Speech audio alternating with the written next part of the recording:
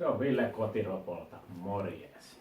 Tänään meillä olisi agendana iRobot Roomba 600-sarjalaisen puhdistus.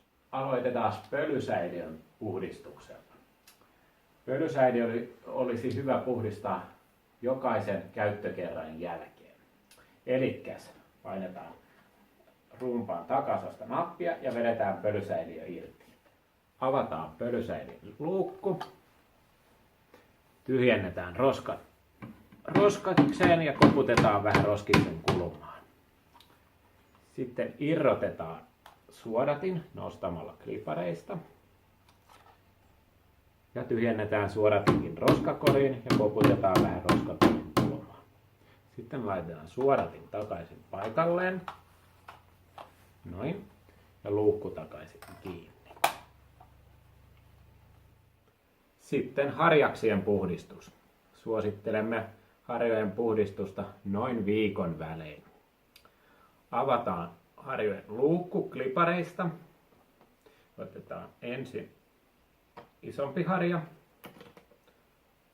Puhdistetaan harja pölystä.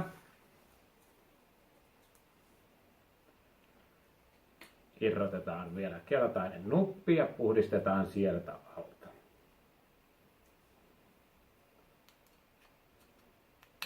Sitten toinen harja ja sama homma siihen. Irrotetaan myös nuppi.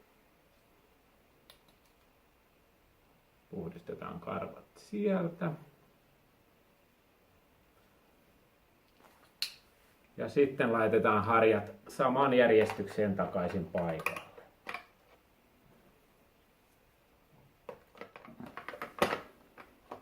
Ja laitetaan luukku kiinni. Samalla on hyvä varmistaa, että etupyörä pyörii vapaasti. Jos etupyörä on jumittunut, se saattaa häiritä robottiimurin imurointia. Jos etupyörä pyörii nihkeästi, irrota se. Työnnä alapuolelta niin, että pyörä irtoaa. Ja puhdista karvat akselin ja pyörän reunojen ympäriltä.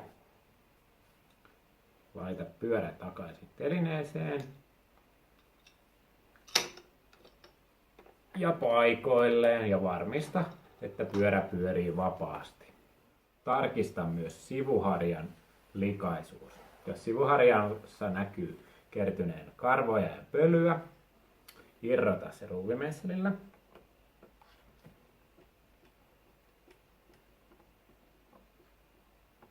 Nosta sivuharja pois ja kerää irtopöly sivuharjan paikalta.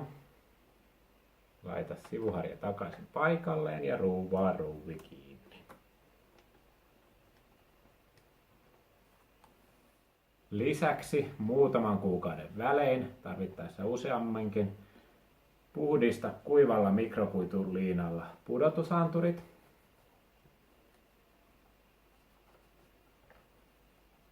Sekä latausliuskat.